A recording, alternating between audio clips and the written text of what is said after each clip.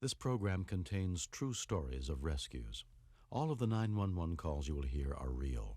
Whenever possible, the actual people involved have helped us reconstruct the events as they happened.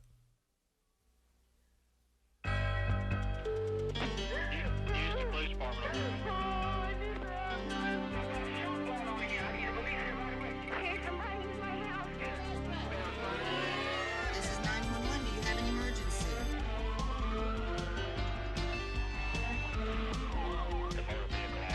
Chesterfield Emergency Service.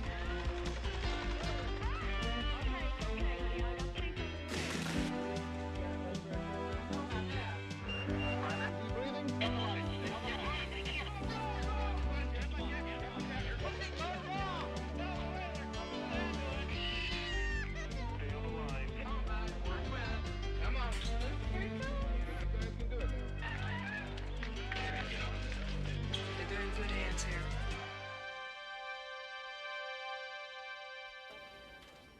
In an emergency, life or death decisions must be made instantly, often without enough information or equipment or help. And the memories of those moments become indelibly etched.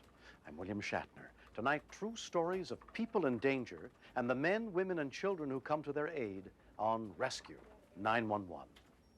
We begin in a residential neighborhood of Washington, D.C. Much of the footage you'll see was taped early on the morning of August 30th, 1988, as tragic events unfolded. Events that local fire department rescue workers still cannot forget. It's still just like it was yesterday, like it's been embedded in concrete in your brain. Exact words I don't remember. I believe it was said, "Scotty, this one's not gonna make it."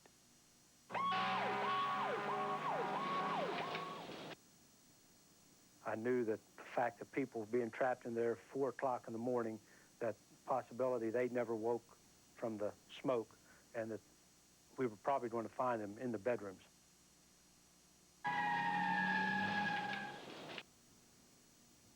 You always think of the worst case scenario, what you're going to do and how you're going to handle it.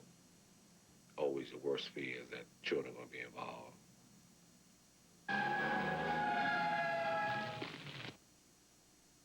Fire department, help you? Please, fire department, it's an emergency. What's on fire? A house, and children are in the house. Box alarm engines 22. We were woken up by the bells, slid the pole, got on the apparatus. I was running with truck company 11 at that time. We knew before we got on the fire ground it was bad fire.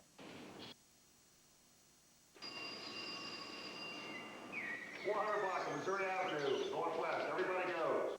It was dispatched for children being reported trapped on the top floor.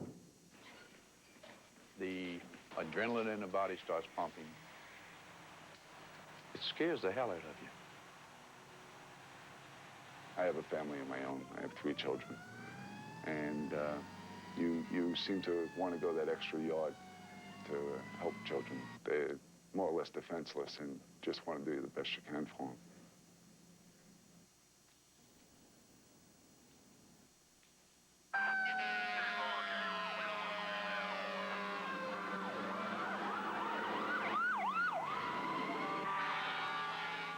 A neighbor was screaming. The babies were still trapped upstairs. I had to get them out because I knew the fire was progressing awfully fast.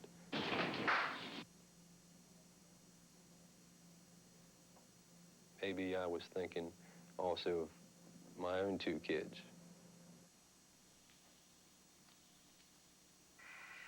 As I was making my way up the steps, the heat was getting pretty hot. You know, there was no visibility. Went to my right, found one room. In the room, I found some stuffed animals. So I figured that was the room that they were in, but was unable to find anybody. The heat was getting worse, so I knew I had to scramble and hurry up and try to find these kids before it got too hot. I made my way back into the hallway to find another room. Everything lit up. Everything was orange. And I knew it was flashed, and it was time to get out. Another firefighter, Greg Tunnell, came out of the building. He was smoldering at that time. He had gotten caught in a flashover. We knew that the building was hot. And, but just the fact that we knew children were in there, we knew we had to go in and get them. I met Captain George Bennett at the window, and we busted out the window and the window frame, and I entered the room at that time. Once Kevin left the window, without having any means of traveling back to the window other than touch and feel, I stayed at the window, made a lot of noise to be his lifeline, to allow him a means of getting back to the window once he discovered the children. It was hot, dark, heavy smoke. I proceeded to work my way around the bed, and I came to my first victim. I believe it was the 6-year-old child. He returned to the window with the oldest of the 3 children, handed her through the window to me. I reached across the porch roof and passed her over to paramedic Wilmer Scott. The first thing I heard was, "This one's dead." I said, "No." I'm thinking she's too young. She's too pretty. It's my daughter. She's not dead.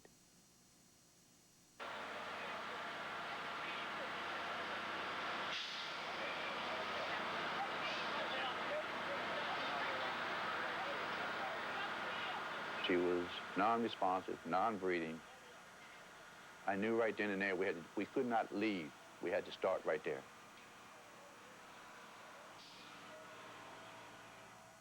I started talking to her, telling her, please come back, stay with us, we can make it. Entered back into the bedroom and again worked my way around the bed, found the 2-year-old child. I took the second child, and he appeared lifeless. Your hope for the child is pretty slim. It was a frightening experience for anybody. You can read all the books you want, you know, and practice all you want, but until you actually do it, you have no idea whatsoever what it's really like.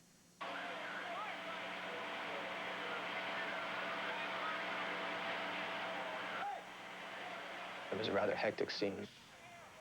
I worked on the child for approximately 5 minutes. Every breath I give the child is like his own, him taking a breath.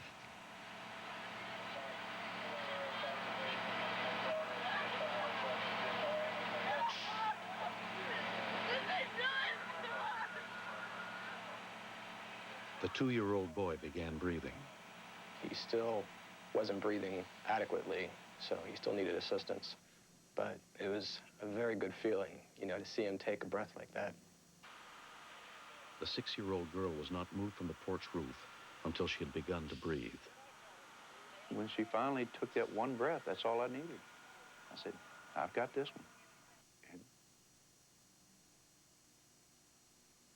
I can't describe the feeling. It's a feeling that you have to experience to know what I'm talking about. That was my child. And being my child, I had to do my best. Jackie Cutler was placed in the same ambulance as her 2-year-old cousin, Ron Hansberry, and rushed to the hospital. By the time that we got to the medic unit, put her on the stretcher, and using the resuscitator on her, she was breathing real good. I knew that she was going to make it. The children had been spending the night at their grandparents' house when the fire broke out. One of the last people to be removed was a family friend, brought out with no pulse or respiration. It's like you're put into autopilot, and I started CPR.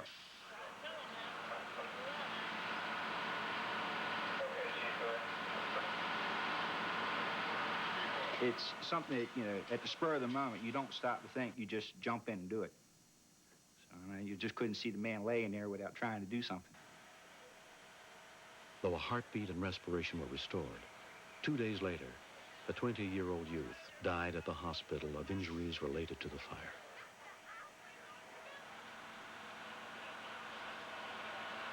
I re-entered the room and proceeded again around the bed. I came upon, I believe, the 4-year-old child.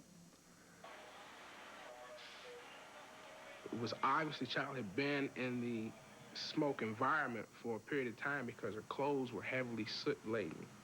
Her face was heavily soot-laden. I could tell immediately that she was not breathing, and shortly thereafter, I determined she didn't have a pulse either. We immediately began CPR.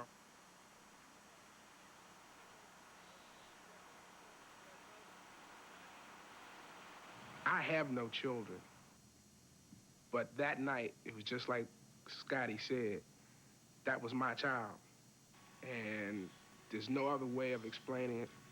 When you're there and you do what we do, it becomes your child. We were determined that we were going to do everything we could to help this child.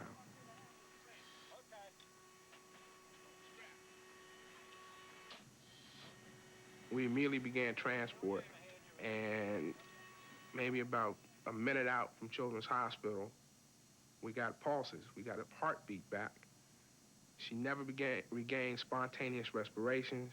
She never regained consciousness. Despite their best efforts, 4-year-old Gwendolyn Cutler was pronounced dead the next night.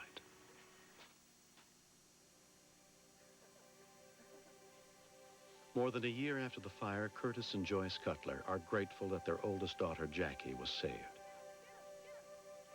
And they've begun to accept the loss of her younger sister, Gwendolyn. The Lord had to make a decision with Gwendolyn. We put our faith in God, and we accepted his answer with our daughter. I've lived 37 years. I might have lived my life, and she never had a chance to really live hers, so I wish it could have been vice versa. But that's the way it is. Maybe had I gone to the left at the top of the steps, I could have got to the kids' room a little quicker. And maybe that might have made a difference in saving one of the children's lives. That's maybe the one thing that I think about.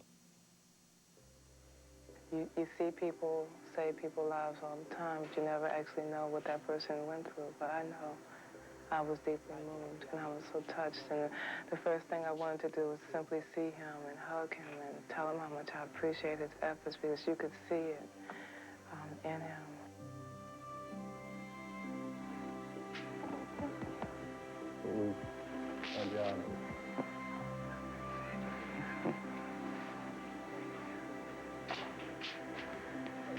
Thank you. I remember. That was my child. I kept hearing that over and over. Thank you. Thank you. You're welcome. This particular incident, this family, I guess you might say a little bit of a bond that you were able to help them, and just a good feeling inside that you were able to help them, and it means a lot. It's a feeling of knowing that I participated in actually saving a life. After so many times, I've seen so many lives lost. But I saved this one. When I say I mean the fire department, because no one can take any particular credit. It was a team effort. Everyone did an outstanding job. Your arms aren't going to fit too, honey. Go ahead. A poem was written by Mrs. Ethel D. Smith. Obviously a beautiful lady. And the title is, That Was My Child. That was my child I had to save. That was my child, no cradle, no grave. That was my child, she was so frail. That was my child, Lord knows how well. That was my child, she opened her eyes. That was my child. I begin to cry. That was my child. I did my best. That was my child. God knows the rest. That was my child.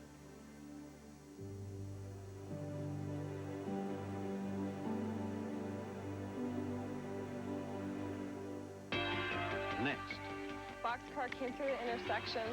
The blinking lights didn't flash. The gates didn't come down.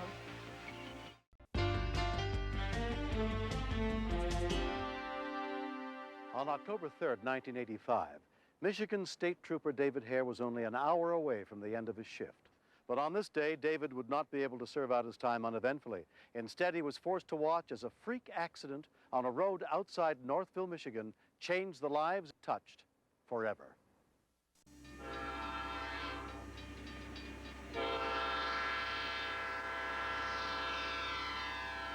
When a train is coming to a crossing, signals, lights, and guardrails are triggered to warn everyone to get off the tracks before hundreds of tons of steel roll through. The result of death is much higher with these than any other type of land accident. The comparative weight of a train and a car, there's just no match. The train itself weighs as much as 200 automobiles, so there's the engineer actually feels nothing when he hits a car.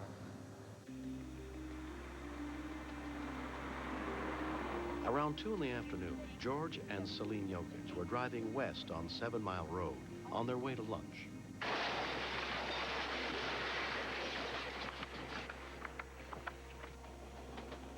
At the same time, 2 runaway boxcars were heading downhill towards 7 Mile Crossing. State Trooper David Hare was driving east toward the same crossing. You got the right to remain silent. Why don't you exercise that right? I was returning to the Northville Post with a prisoner I had made an arrest for a larceny and some selling of narcotics at a high school.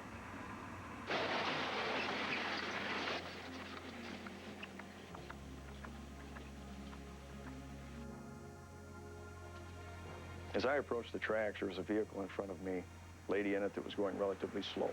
My thoughts at the time were, hurry up, because I had an hour left in my shift before I started a 4-day weekend. There was no warning of the approaching boxcars. I was just about to cross the tracks, and I didn't even notice or pay much attention to the vehicles approaching me coming from the other direction. All at once, I saw something as large as a house. Check it on the...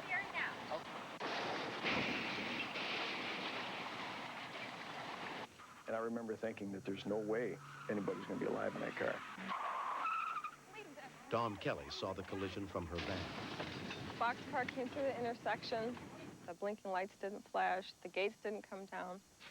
I knew right away that the person who was sitting on the passenger side was going to be hurt.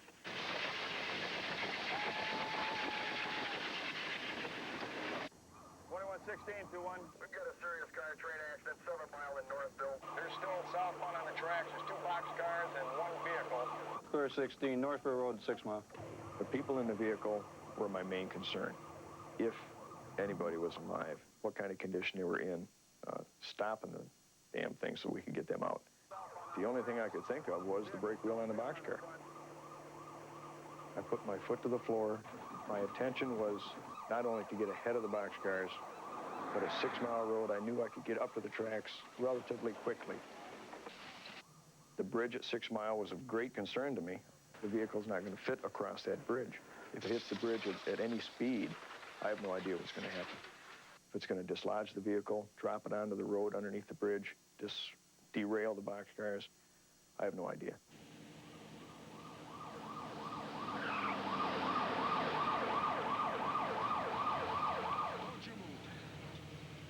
I was well ahead of the boxcars at this point.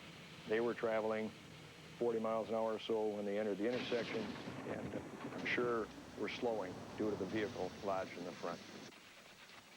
When it got into view, I could see an elderly gentleman waving out his driver's window at me.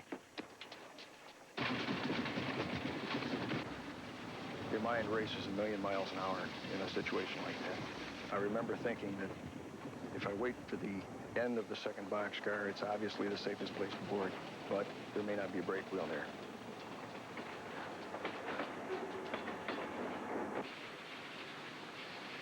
I elected to board between the boxcars, hoping that one car or the other would have a brake wheel. When I made contact with that handrail, it deceived me. That sucker's going a hell of a lot faster than I thought.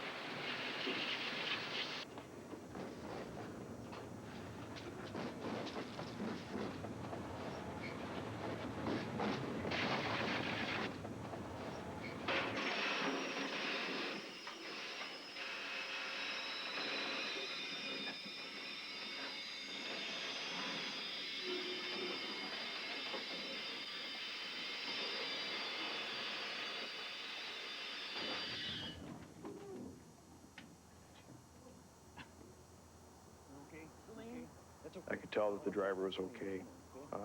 Physically, he appeared to be in good shape. There's no massive bleeding externally or anything at that point. The passenger was critically injured.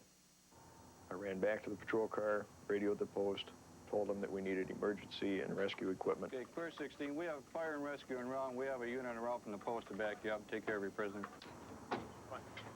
When David had first run to the boxcars, he had left his prisoner unattended. I knew who he was, and no major thing to find him again. So he was far from being my primary concern at that point. I couldn't see any reason to take him from the vehicle without medical assistance. Just in case, you know, a collision at that speed, you got to have some kind of neck injury. I was reaching down through the windows in order to try to get vital signs on the passenger or render whatever aid I could at that point. There wasn't much I could do at that point. Where do you hurt, sir? He was ashen, he was in shock. There's no doubt about that. I didn't tell him anything about his wife. I didn't know what to tell him. I didn't see it either. I know you didn't, sir. I didn't either, okay? I didn't see it either. One, okay? Two, okay. Three. Okay, sir. You're all right. Just stay right there. In order to get the passenger out, we had to cut the roof supports on the vehicle and peel the roof somewhat off the car. George Jokic and his wife were taken to the hospital where he was treated and released. Celine died within hours.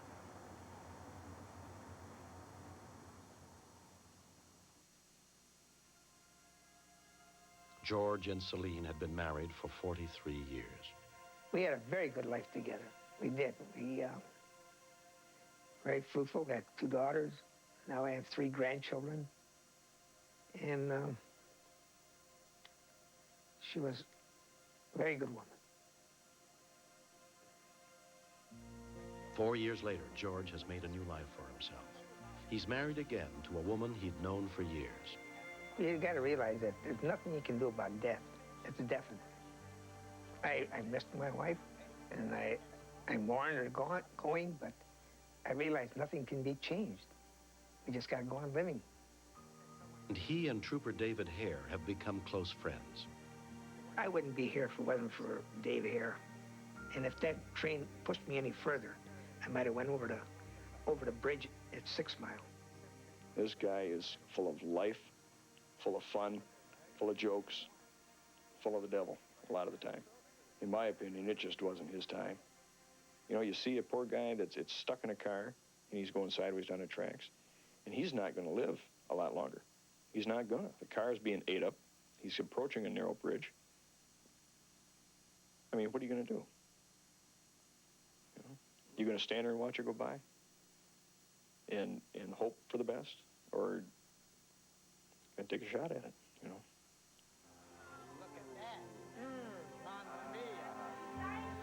George has a very different view of what David did.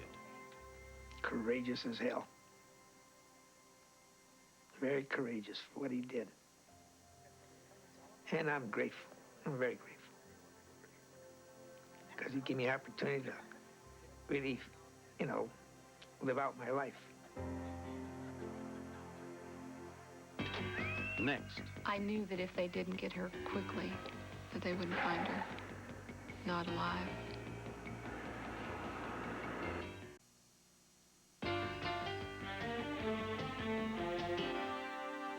It was shortly before noon on Sunday, April 16th, 1989, outside Tyler, Texas.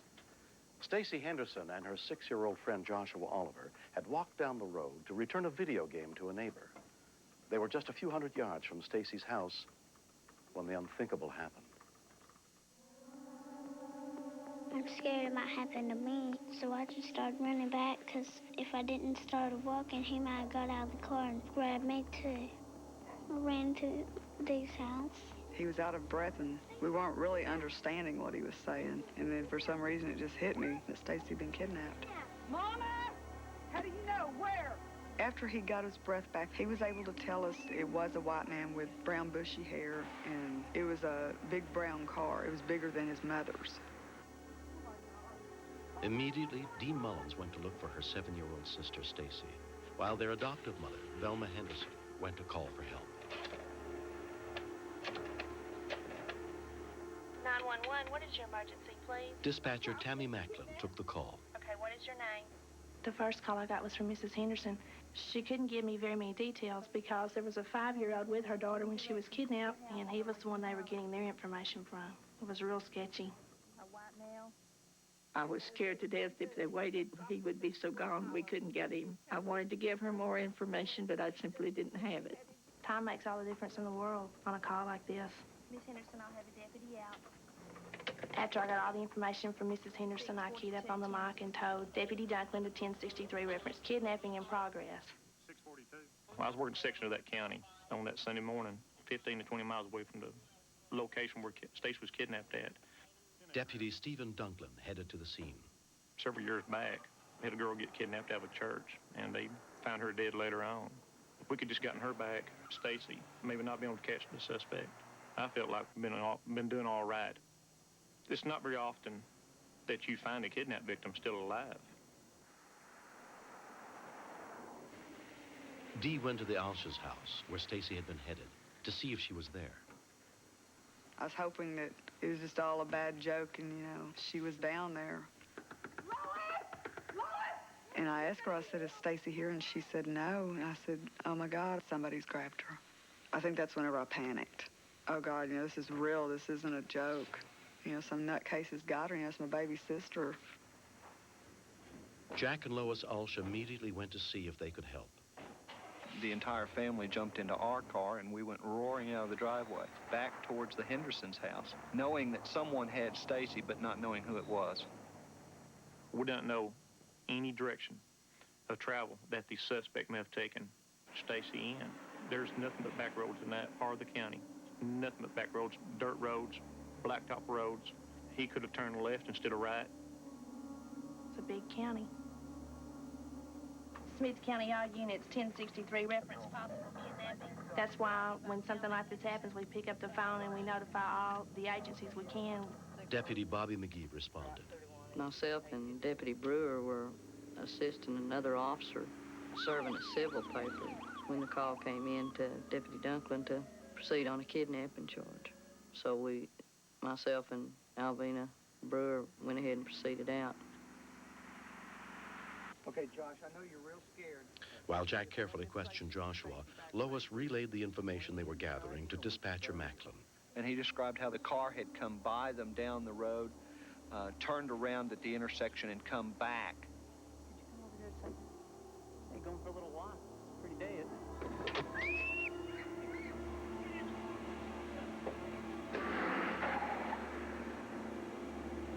Asking him for a whole lot of information didn't give us very good results, so we asked him for a little bit of information at a time. Jack then went to gather neighbors for a search party. I knew that if they didn't get her quickly, that they wouldn't get her, that they wouldn't find her, not alive. So I started calling neighbors. I just got the phone book. I called one by one every neighbor I could think of and told them briefly what happened and asked them to please get in their vehicles and just hit the roads because we didn't know which way they went. Stacy's been kidnapped.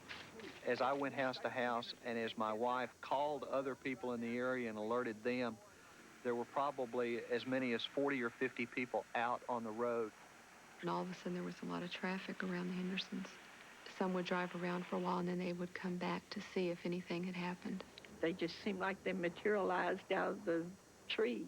We couldn't imagine how they had all learned about it so quickly. We were certainly glad they were there and willing to help. Josh's mother, Lisa Oliver, comforted her friend Dee. We talked a lot. You know, we was walking down the road and everything, we were talking, and we were trying to convince each other that, you know, she was going to be okay. There's just so many things running through my mind. Where is she? Is she okay? Has he killed her? You know, has he molested her in some way? And everybody always thinks, well, something like this doesn't happen to your family. I got news for them. It does. It happens. And it can happen to anybody, no matter where they live, whether it's in the middle of the city or the sticks. It can happen. When we continue. It's like somebody reaches in, you know, pops your chest open and grabs your heart and just yanks it out.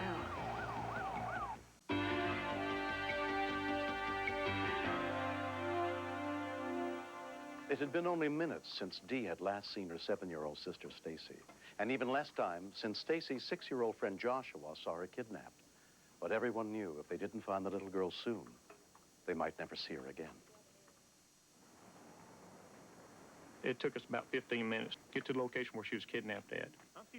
First thing I asked was who saw the incident. Josh, you said your name is Josh? Josh, come on back to the back of my car. I need to talk to you just a second. Joshua said that he had never seen the man before. He had never seen the car before. It was a brown four-door. Hey, what was he wearing, Josh? A blue shirt. Okay. He said the man had black hair, blue shirt, blue pants. While I talked to him, he never cried. His voice never wavered or quivered. Smart little man. Okay, do you have a beard, mustache, anything? Had a Brown hair? mustache. It was a mustache? Okay. He had hair on his face like he hadn't shaved for a few days. Okay. His hands and fingernails were dirty. Real dirty, like dirt and grease? Okay. Okay. I'm going to go put that on the radio. Josh, you did real good, okay? Josh was very clear in what he had told us about what the suspect was wearing, which enabled us to intensify our search more. 642. I can't really say I was really surprised, but I'm proud of him. I'm very proud of him. He wanted to know if everybody was going to get Stacy back. He was scared to death the man was going to hurt her or kill her. It's like somebody reaches in, you know, pops your chest open and grabs your heart and just yanks it out. Smith County All Units 1063 reference additional information. Suspect is a white male, approximately 6 foot, dark brown hair. Will have a mustache and some facial hair. Suspect will have dirty hands. Should be wearing a blue shirt and blue jeans. Driving a large brown car. Following proper police procedure, Deputies Brewer and McGee set up a stakeout at a key intersection. We had decided to stop every brown car that came through. Okay, we got a brown vehicle coming. I guess we'll stop. Yeah, we'll stop it. As soon as we pulled in behind him, we noticed him accelerate. He was coming up on a stop sign. We turned on red lights and sirens in an attempt to stop him. He accelerated more.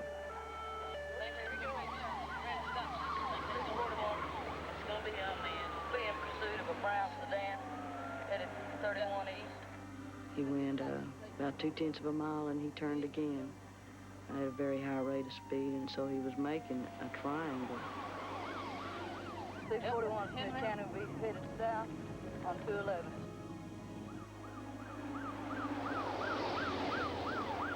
We got it.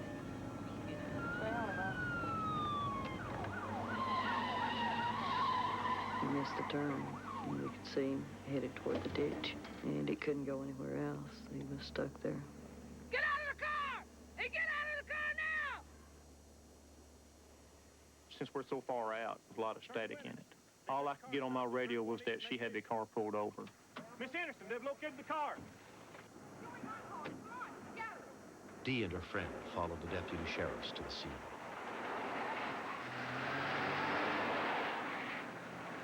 Me and Dee, we kept telling each other, you know, she's all right. You know, they've got her. That we were real scared to death. I did not see Stacy anywhere near the car. The first thing crossed my mind was that Stacy was dead or hurt. I walked up and asked Deputy McGee where was Stacy. Deputy McGee told me she was in the patrol car, in Deputy McGee's patrol car. I went over there and asked Stacy if she was all right. I picked her in my arms and held her.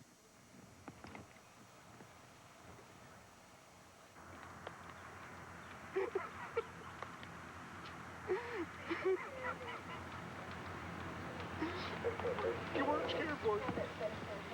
We're not supposed to let our emotions come in contact with our work, but in a situation like that, it's hard to do, especially with young kids. You just can't do it. I recognized the suspect. He had lived in our neighborhood for several years. I have a girl that's back then was 6 years old, and knowing that this suspect lived in the same neighborhood as my family really got to me, because it could have been my girl that was kidnapped. It was hard. It was really hard.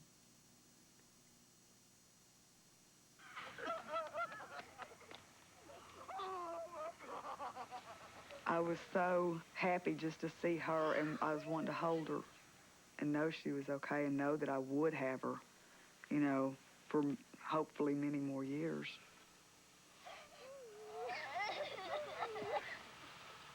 Deputies found a knife on the suspect and duct tape in a club in the brown sedan. The driver was convicted of aggravated kidnapping and sentenced to life in prison. Stacy returned home to her family. Everybody's running up to me like, Stacy, are you okay? And what did that man do to you and all that? And Josh wanted to see her. And Josh walked over there and said, hi, Stacy. You know, you could just see, you know, the relief on his face. And he told me, he said, Mom, I want to go home now. I felt real glad that she was my friend.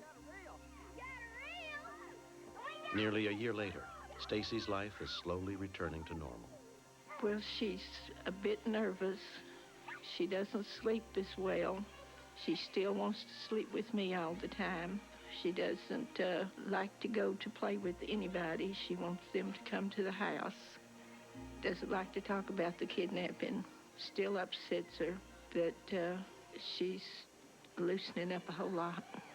Josh is a hero to me because he ran back to my parents and told my parents so the police could arrest this man. Joshua had enough presence of mind to get the description of the suspect and get it down to almost perfect. He's what saved Stacy. It wasn't even a quarter mile from our house, you know, she was just barely out of sight from us. The one thing that my family learned, you have to watch them because you never know what's going to happen. And you're the one that's put on this earth to protect them. You know, if you're not there, who's going to be? Next. I turned around, saw a little girl running around in the front seat with the car in back of us.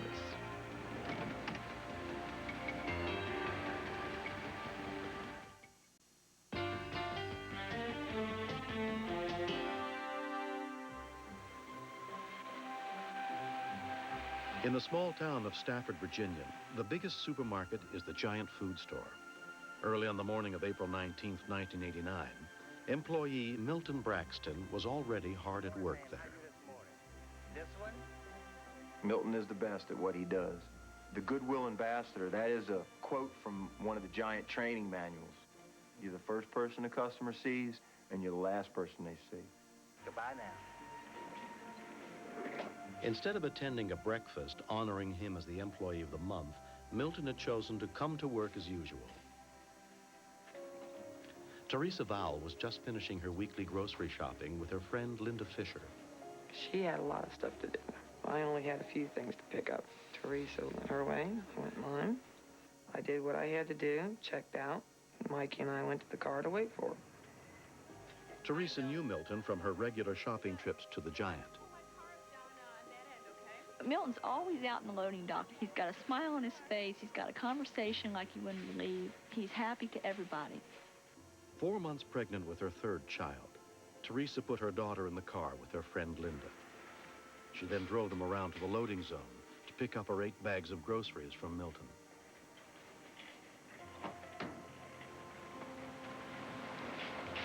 How you doing today? Good. How are you? Oh, fine. Good. Oh, let me move. That's all right. Just take your time. As they loaded the groceries into the trunk, another car pulled up behind them with a man and a little girl.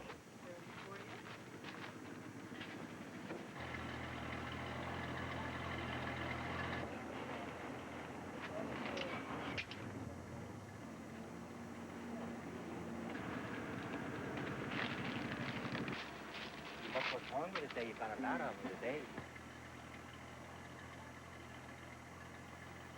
I turned around, saw a little girl running around in the front seat with the car in back of us.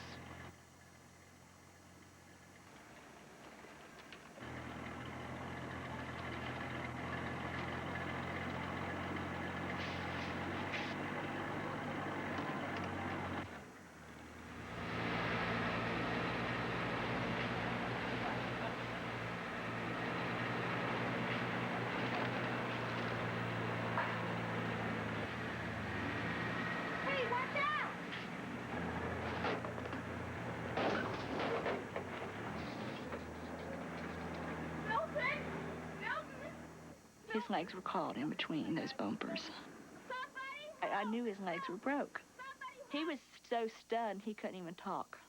You could see it in his eyes, the pain. And I was so hysterical. I mean, my stomach was tensed up. My back was hurting. Milton is hurt. He's hurt.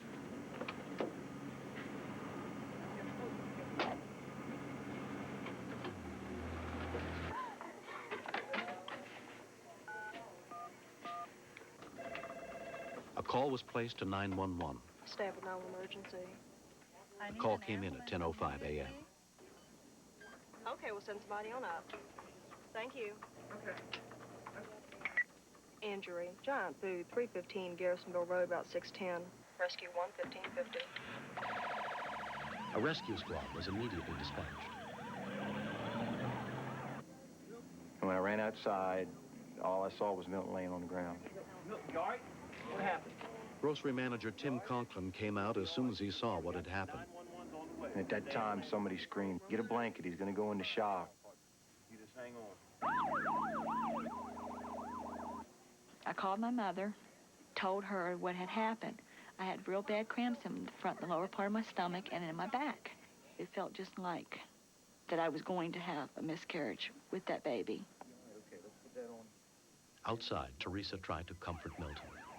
Milton said, "I can't really feel my legs, Teresa." And I said, "Well, you're going to be just fine." EMTs Bobby Talley, Lena Branham, and John Peterson arrived within a few minutes of the call. He was laying on the ground on his side. The bones were broken into and they were separated. Milton, I'm gonna cut your pants leg, all right? I cut your pants. Sure, get over it. Had to cut his pants up too, around his pocket area to put the splints on. So we had a long frac pack, what they call a frac pack splint. We had 2 of those and put those together. He was in a lot of pain, but he didn't act like it. When you have a fracture and you straighten it, it's pinching off the muscles and it hurts bad. Okay, Milton, one more. If they're hurting real bad, I just give them my hand and I tell them to squeeze it. Okay, on 3. 1, 2, 3. Before they loaded him in the ambulance, I kissed him on his cheek because I was so grateful that he had pushed me out of the way. Milton asked Tim to go with him to the hospital. Milton just, ooh, his legs hurt. Oh, my legs hurt. I told him to scream, let it out. But he's not that type of person. A soft-spoken, easygoing guy. Didn't want anybody to know he was in any kind of pain.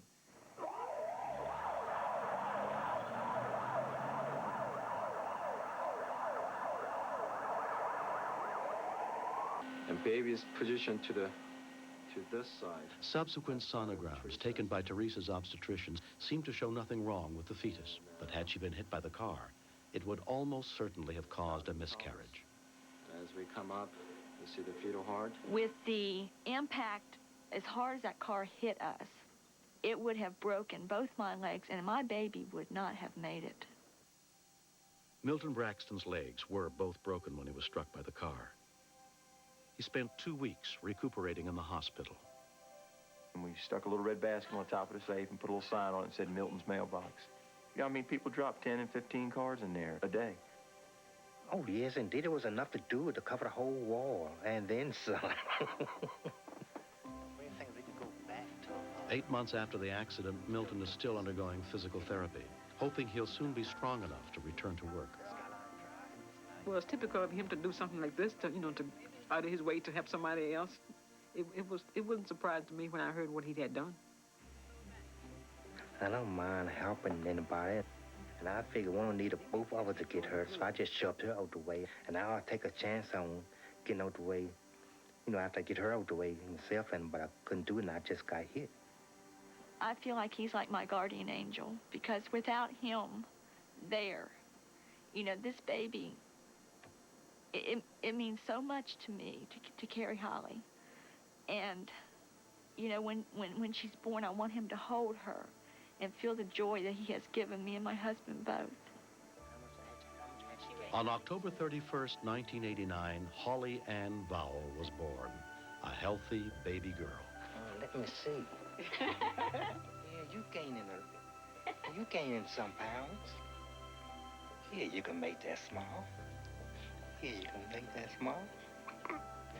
Teresa's husband, Michael, also feels strongly about Milton. You have to be exceptional to do what he did. If it wasn't for his courage, his character, there's no way that baby would be born. He's just one of a million. He just loves people, you know. That's the only way to describe him. He doesn't think about himself. He thinks about others first. It's good to see that there are people out there that really do and truly care about other people. You know, it just shows me that yeah, there are some good people left in this world, and Milton Braxton's one of them.